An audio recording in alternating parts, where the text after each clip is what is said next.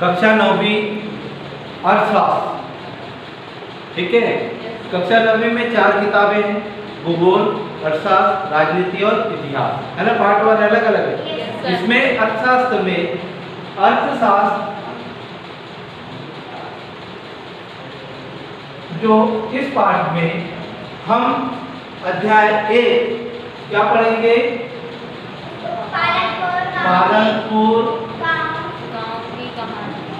गांव की कहानी। अब आप जैसे कि पाठ को समझ चुके हैं, बहुत सरल तरीका है कि पालनपुर अर्थशास्त्र में हम जो पढ़ने वाले हैं, पालनपुर गांव की कहानी, मतलब एक गांव है, उसकी कहानी पढ़ना है। उसकी क्या पढ़ना है? कहानी पढ़ना है। जैसे पालनपुर गांव है तो अपन पालनपुर के जगह यहाँ पर गुनोरा कर ले, सही बात है ना। पालनपुर के जगह गुनोरा कर दे कि गुनोरा या पालनपुर गांव की कहानी पढ़ना है, तो अपन किताब में सिर्फ इतना सा, आपने गांव देखा, आप गांव में रहते हो, गांव में क्या क्या होता है, गांव के लोग क्या करते हैं, ये सभी आपको जानकारी प्राप्त है। गांव के लोग कौन कौन सा व्यवसाय करते हैं, कृषि कैसे करते हैं, ये सब आपके क्लियर है। तो आइए हम चर्चा करते हैं सबसे पहले वस्तुनिष्ठ प्रश्न पर कि पालनपुर गांव की कहानी में क्या क्या है। तो सबसे पहले हम देखते हैं कि पालनपुर गांव का क्षेत्रफल कितना है, राइट। समझ में आया?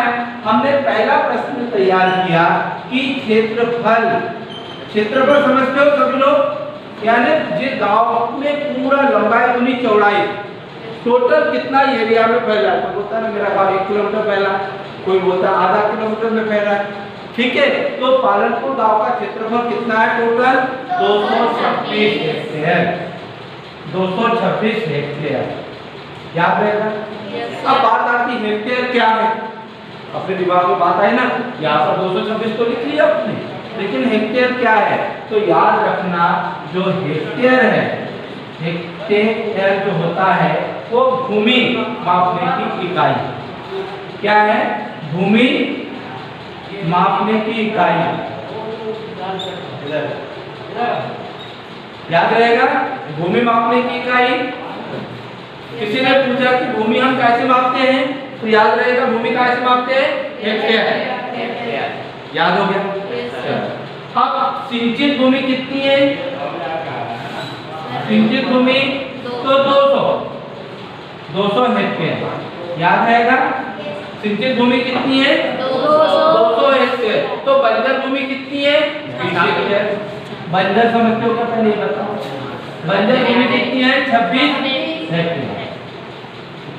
बंजर भूमि समझते हो? किसे कहते हैं बंजर भूमि? बताओ, बंजर भूमि किसे कहते हैं? किसे कहते हैं बंजर भूमि? जिसमें किसी प्रकार की फसलें नहीं होती, अर्थात वहाँ पर सिंचाई की सुविधा नहीं रहती, ठीक है। वहाँ पर क्या नहीं रहता? सिंचाई की सुविधा नहीं रहती, वहाँ पर कुछ होता ही नहीं है, घास फूस होती है, उसको हम क्या कहते हैं? हो गया, चलो। तो बंजर भूमि कितनी है? क्लियर हो गया अभी यहाँ पर। अब हम बात करते हैं कि पालनपुर गांव में कितने, जो पालनपुर गांव है, ठीक है, इस गांव में कितने किसान परिवार है? परिवार की संख्या, तो परिवार की संख्या कितनी है? 450। इसमें से कितने लोग कृषि कार्य करते हैं? कृषि कार्य कितने करते हैं? 150 परिवार कृषि कार्य करते हैं। कितने?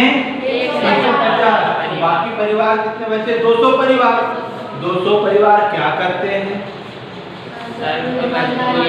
हाँ, पालनपुर गांव में 200 परिवार में से कुछ परिवार दुकानदारी करते हैं, कुछ परिवार मजदूरी करते हैं, कुछ कुटीर उद्योग चलाते हैं, कुछ लोग क्या करते हैं कि पशुपालन करते हैं। आ गया ना? तो कुछ लोग ये काम करते हैं। कभी पूछा कि पालनपुर गांव में 200 परिवार क्या कार्य करते हैं, तो हमें याद होना चाहिए। क्लियर है? अब हमने ये प्रश्न तैयार किए। अब बात आती है कि कृषि में जैसे एक ही भूमि पर अनेक प्रकार की फसलें उगाई जाती हैं, एक ही भूमि पर अनेक प्रकार की फसलें उगाई जाती हैं, उसे हम क्या कहते हैं? बहुविधि फसल। याद रहेगा, उसे हम क्या कहते हैं? बहुविधि फसल कहते हैं। ठीक है, तो हमने ऑब्जेक्टिव लगभग पालनपुर गांव के कितने ऑब्जेक्टिव? हमारे 8 से 10 ऑब्जेक्टिव तैयार हो चुके हैं। पालनपुर गांव का क्षेत्रफल कितना है? हो गया 200 मतलब 200 हेक्टेयर में क्या होती है? खेती होती है। 26 हेक्टेयर क्या है? फसल। हो गया। अब हम प्रश्न उत्तर की बात करते हैं पालनपुर गांव में, कि पालनपुर गांव में बिजली के प्रसार ने किसानों को कैसे मदद मिली? तो क्या क्या मदद मिली? सबसे पहले सिंचाई के लिए मदद मिली। दूसरा किसके लिए? आधुनिक कृषि कार्य करने के लिए मदद मिली। तीसरा मोटर, बिजली से मोटर या नलकूप चलाने में मदद मिली। और चौथा क्या? पालनपुर में क्या हुआ? पर्याप्त बिजली मिलने से लोग आधुनिकीकरण का विकास हुआ कि आधुनिकीकरण का विकास हो गया यार। चलो अब प्रश्न नंबर दूसरा। पहला प्रश्न याद हो गया कि पालनपुर में बिजली से क्या क्या लाभ हुआ। प्रश्न नंबर दूसरा, क्या सिंचित क्षेत्र को बढ़ाना चाहिए? क्या पालनपुर गांव में सिंचित क्षेत्र को सिंचित समझ लो, सिंचित जहां पर सिंचाई पानी से खेती की जाती है, सिंचाई की जाती है। किससे सिंचाई के साधन कौन से? कुएं, तालाब, नहरें, ट्यूबवेल। तो इससे क्या फायदा होता है? फसल अच्छी होती है, उत्पादन अच्छा होता है कि नहीं होता है? तो हम यहाँ पर बात करेंगे कि क्या पालनपुर गांव में सिंचित क्षेत्र बढ़ाना चाहिए? हाँ, बढ़ाना चाहिए। इससे कृषि में अधिक से अधिक उत्पादन होगा। चलिए प्रश्न नंबर तीसरा, पालनपुर गांव में खेतिहर मजदूरों को, ध्यान से समझना, पालनपुर गांव में खेतिहर मजदूरों को कम मजदूरी क्यों दी जाती थी? क्योंकि यहाँ पर पालनपुर गांव में 200 परिवार कैसे थे? मतलब कृषिहीन थे, भूमिहीन थे कि नहीं? तो मजदूरों की संख्या अधिक थी। अधिक होने के कारण इनको 300 रुपए रेट से भी कम मजदूरी दी जाती थी। हो गया यार। प्रश्न नंबर 3 हमारे कंप्लीट हो गए। चौथा प्रश्न है कि एक ही भूमि पर उत्पादन बढ़ाने के कौन कौन से तरीके हैं? तो हम पहला हमने बहुविध विधि पढ़ी और दूसरा आधुनिक खेती। आधुनिक खेती क्या होती है पता है? जैसे मान लीजिए कुछ लोग सोयाबीन बोलते रहते हैं, तो भैया उत्पादन ही, तो अब सोयाबीन के जगह किसी ने सब्जी लगा दी, नहीं समझ में आया? किसने खीरा कद्दू ककड़ियों को उगा दी।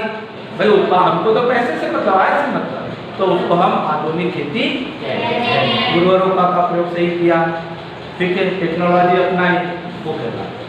ठीक है, तो आज हमने पालनपुर गांव की कहानी में वहाँ का क्षेत्रफल, वहाँ की जनसंख्या, वहाँ के लोग और पालनपुर गांव के लोग खेती के अलावा कौन से कार्य करते थे? दुकानदारी, मजदूरी, पशुपालन और छोटे छोटे कुटीर उद्योग। तो हमारे पूरे ऑब्जेक्टिव आपको पालनपुर गांव की कहानी से पूरे याद हो जाना चाहिए और पूरे प्रश्न यदि डाउट हो तो आप मुझसे पुनः पूछेंगे। ठीक।